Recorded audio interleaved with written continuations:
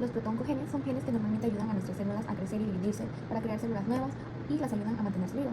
Cuando un protoncogen muta o cuando hay demasiadas copias suyas, puede encenderse cuando no debe hacerlo y en ese punto pasa a llamarse oncogen. Cuando esto sucede, la célula puede comenzar a crecer de forma descontrolada, lo cual puede dar comienzo al origen del cáncer. Un protoncogen normalmente funciona de forma muy similar al acelerador de un automóvil, y un oncogen es como un acelerador que está permanentemente presionado, por lo cual ocasiona que la célula se divida sin control. Los oncogenes pueden activarse en las células de distintas formas, variantes o mutaciones genéticas. Algunas personas tienen diferencias en el código de sus genes y puede llegar a ocasionar que el oncogen esté encendido todo el tiempo. Estos cambios genéticos pueden ser heredados de uno de los padres o pueden ocurrir durante la vida de una persona, cuando hay un error al copiar el gen durante la división celular. Cambios epigenéticos. Las células normalmente tienen formas de encenderse o apagar los genes. Diferentes grupos químicos pueden unirse al material genético, ya sea el ADN o el ARN, y afectan la activación de un gen. Estos tipos de cambios epigenéticos a veces pueden llegar a provocar la activación de un oncogen. Reordenamientos cromosómicos. Los cromosomas son hebras largas de ADN en cada célula que contienen sus genes. Cuando se está dividiendo una célula, la secuencia del ADN en el cromosoma puede llegar a cambiar, y esto podría colocar un gen que funciona como una especie de interruptor de encendido junto a un protooncogen, de modo que lo mantendría activado incluso cuando no debería estarlo, y este nuevo oncogen puede provocar que la célula crezca de forma descontrolada. Duplicación de genes. Algunas células tienen copias adicionales de un gen, y esto podría hacer que se produzca demasiada cantidad de una determinada proteína.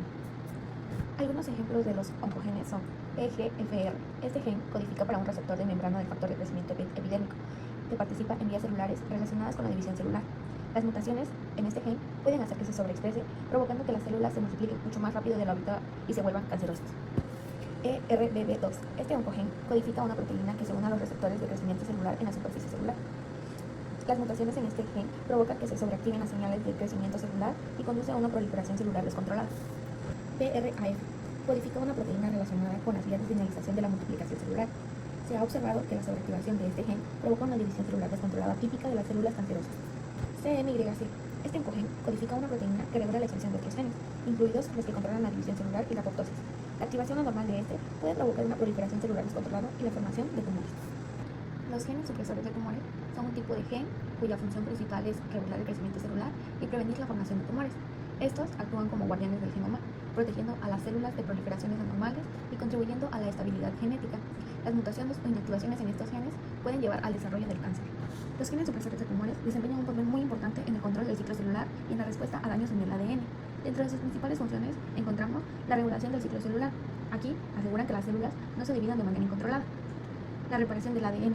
Participan en la corrección de errores que ocurren durante la replicación. Inducción de apoptosis. Activan la muerte celular programada en células dañadas o células anómalas. Inhibición de la angiogénesis. Bloquean la formación de nuevos vasos sanguíneos que alimentan a los tumores. Se pueden dividir funcionalmente en 5 tipos. El primero, genes que codifican proteínas intracelulares que son cruciales para controlar la progresión de las etapas del ciclo celular. Por ejemplo, PRB y P16. 2.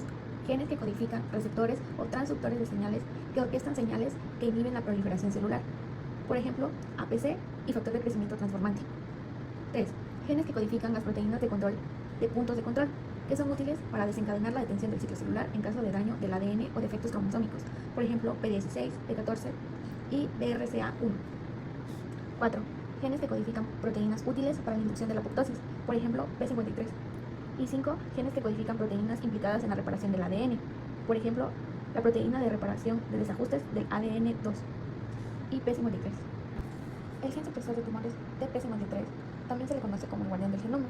Sirve para monitorear el estrés celular, identificar daño al ADN o señalización inapropiada por oncoproteínas mutadas.